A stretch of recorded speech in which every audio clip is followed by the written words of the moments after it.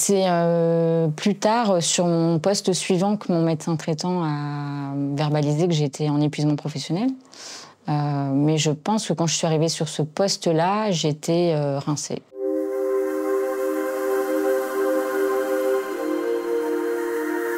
Je m'appelle Caroline Henbel, j'ai exercé le métier d'éducatrice spécialisée, puis de chef de service après une reprise de formation en master.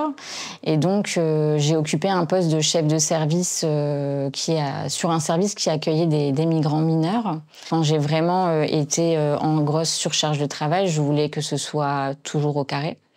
Que j'avais une certaine exigence avec le travail, à l'égard des équipes aussi.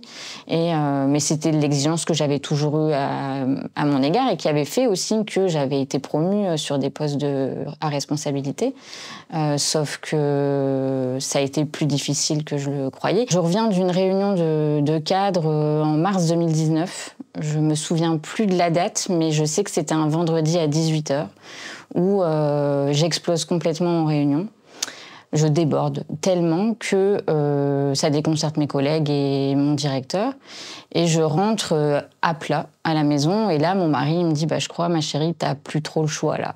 Et le lundi, dans les réflexes que j'ai à ce moment-là, je vais marcher. Et en rentrant, je me dis que c'est pas suffisant et que je vais m'engager dans la méditation.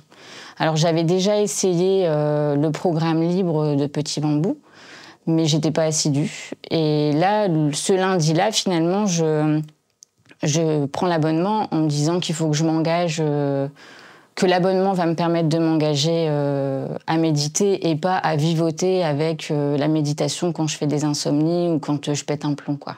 Je prends l'abonnement et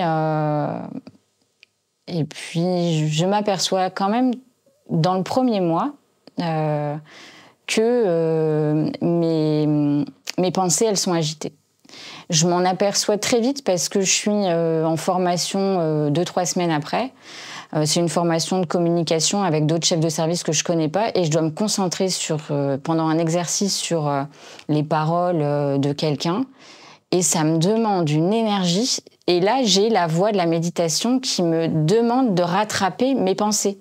Et donc, j'ai comme ça cette tendance à me reconcentrer et je verbalise à la fin de l'exercice que ça turbine dans ma tête. Mes insomnies, parce que ça fait quand même plusieurs mois que je vis des insomnies, elles sont aussi liées à tout ce que je revis et tout ce que j'anticipe.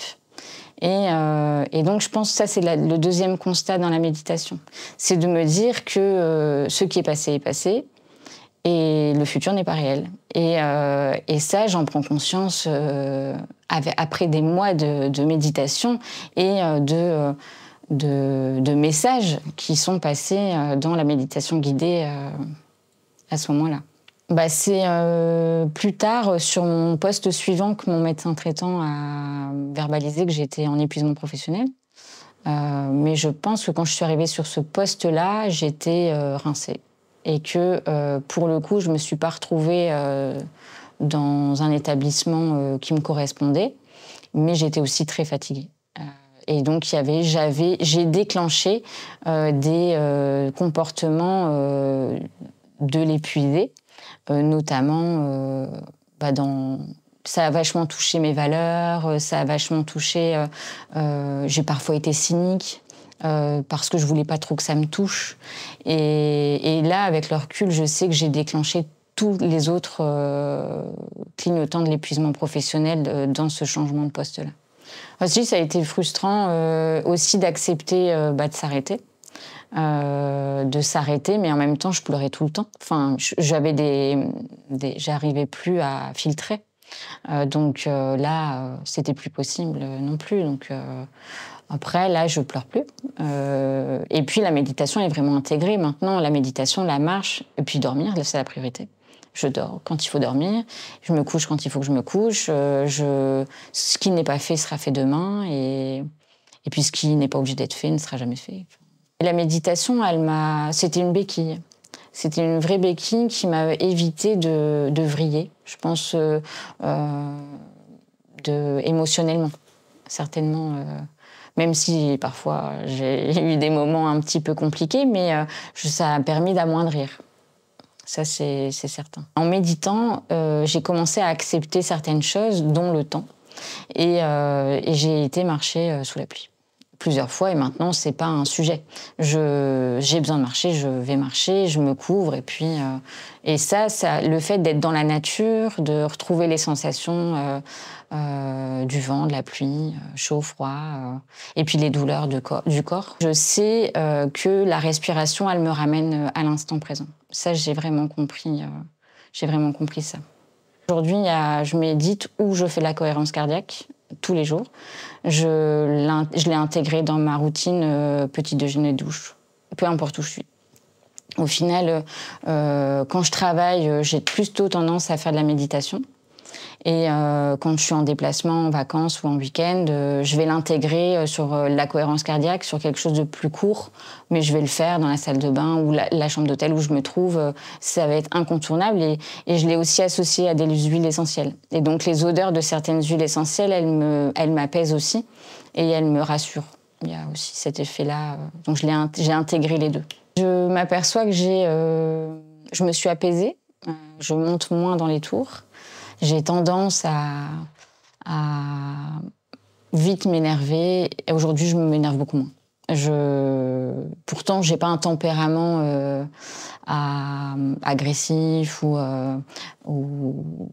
trop vive, mais quand je me fâche ou quand il y a des choses qui me contrariaient, je pouvais ruminer pendant très très longtemps. Et là, aujourd'hui, je m'aperçois que c'est différent. Je suis beaucoup plus apaisée, qu'il y a des choses qui me passent par-dessus. Et aussi parce qu'il y a des choses que je ne maîtriserai pas ou que je ne maîtriserai plus et sur lesquelles je renonce un peu. Mais ça me fait plus le même effet qu'avant. Et je suis plus apaisée, oui, je suis plus calme, plus concentrée.